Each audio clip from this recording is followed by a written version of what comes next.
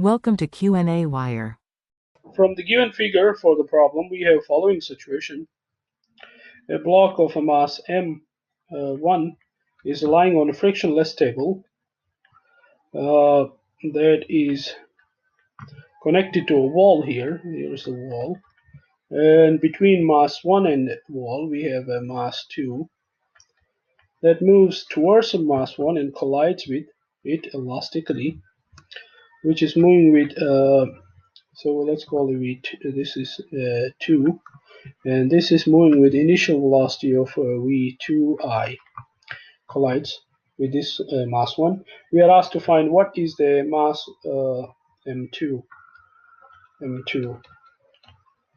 In order to find that mass, we use law of conservation of momentum and use the equations for two masses after the collision.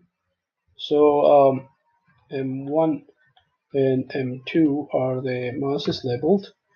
V1 final then will be m2 times of m2 divided by m1 plus m2 times v2 initial after the collision, where v2 final after the collision will be m2 minus m1 divided by m1 plus m2 times v2 initial.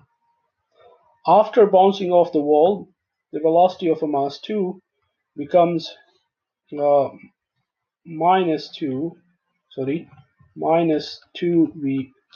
minus v2f. In terms of the problem requires v1f is equal to minus v2f, or we can write 2 times of m2 divided by m1 plus m2.